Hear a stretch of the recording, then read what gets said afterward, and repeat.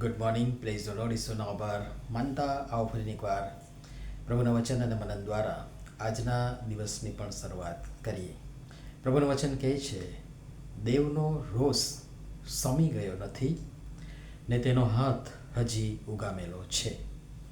યશાયા પ્રવચકનું પુસ્તક તેનો 9મો અધ્યાય 12મી, 17મી અને 21મી કલમ તથા 10મા અધ્યાયની 1થી 4 કલમ. આજનો વિચાર. ખ્રિસ્તમાં અતિ પ્રિયવાલા મિત્રો, પ્રભુ ઈસુ ખ્રિસ્તના પવિત્ર પાવન નામમાં, મહિમાવંતા નામમાં આપ સર્વને સવારની પ્રેમી સલામ. પાછલા 4 દિવસથી આપણે આ એક જ વચન જે રોજ જે આપણે જુદા જુદા વચન જોયા એમાં ખાસ આવતું હતું એના સંદર્ભી જુદી જુદી બાબતે જોવા માટે પ્રયાસ કર્યો. અને યશાયાના આ વચનોમાં પ્રભુ ફરી એકવાર ગંભીર સત્ય આપણા સમક્ષ મૂકે છે.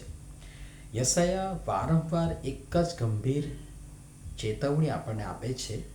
વળી અહીં માત્ર પાપનો જ ઉલ્લેખ નથી, પરંતુ સુઆયોજિત રીતે કરવામાં આવેલું પાપ, બીજી રીતે કહું તો વ્યવસ્થિત અન્યાય અથવા તો સિસ્ટમેટિક ઇનજસ્ટિસ સામે દેવનો રોષ વ્યક્ત થાય છે.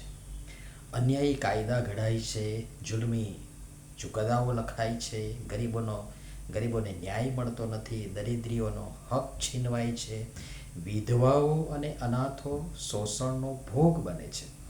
આ બધું માત્ર ખાલી માનવતા સામેનો ગુનો નથી, પરંતુ ઈશ્વરના ન્યાય સામેનો મોટો અપરાધ છે. અભિમાન, આપવડાઈ, અધર્મ, અન્યાય, ખોટા નેતૃત્વ, વિવાદો, લોભ, સ્વાર્થ આ બધાએ સમાજને પાપના અંધકારમાં ધકેલી દીધો છે અને પરિણામે પરમેશ્વરનો ન્યાય નજીક આવ્યો છે. જગતમાં અને ઘણીવાર આપણા પોતાનામાં પણ ખુદમાં પણ આ બાબતો જોવા મળે છે. માણસ સંપત્તિ ભેગી કરે છે પણ શાંતિ ગુમાવે છે, સત્તા મેળવે છે પણ ન્યાય ગુમાવે છે, જગત જીતવા જગતની પાછળ આંધળી ભીત દોડ મૂકે છે અને દોડે છે પણ પરમેશ્વરને ગુમાવે છે. આજે પણ દુનિયામાં કેટલી જગ્યાએ સત્તા, સંપત્તિ અને સ્વાર્થ માટે ન્યાયનું ગળું ઘોંટવામાં આવે છે. નબળા લોકોનો અવાજ દબાવી દેવામાં આવે છે. પરંતુ યાદ રાખીએ, માણસની અદાલતથી બચી શકાય, દેવના ન્યાયથી હરગીઝ નહીં. અને તેથી પ્રભુ પરમેશ્વર પૂછે છે, ન્યાયના દિવસે ક્યાં જશો? વિનાશકાળે કોની પાસે દોડશો? તમારી સંપત્તિ ક્યાં મૂકી જશો? આ પ્રશ્નો માત્ર દુષ્ટ લોકો માટે જ નથી, પરંતુ આપણ દરેકને માટે છે. આપણે પણ પોતાના જીવનની તપાસ કરીએ, બારીકાઈથી પ્રભુ પવિત્ર આત્માની હાજરીમાં અનુભવતા પ્રમાણિકતાથી તપાસ કરીએ. શું હું કોઈનો હક મારું છું? શું હું અન્યાય સામે મૌન રહું છું?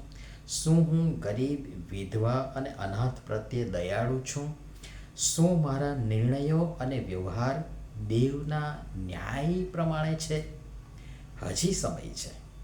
પસ્તાવો કરીએ અને ન્યાયને પ્રેમ કરીએ, દયા રાખીએ, સત્યમાં ચાલીએ, પરમેશ્વરની ઈચ્છા પ્રમાણે જીવવાનું પસંદ કરીએ. ને તેથી આજે આપણે પોતાને પ્રશ્ન પૂછીએ, શું હું પરમેશ્વરની શિક્ષાને સ્વીકારું છું? શું હું ન્યાય, દયા તથા સત્યમાં ચાલું છું? શું હું ગરીબ, વિધવા, અનાથ પ્રત્યે પ્રેમ રાખું છું? શું હું અભિમાન છોડીને પ્રભુનું શરણું લઉં છું? હજી કૃપાનો સમય છે.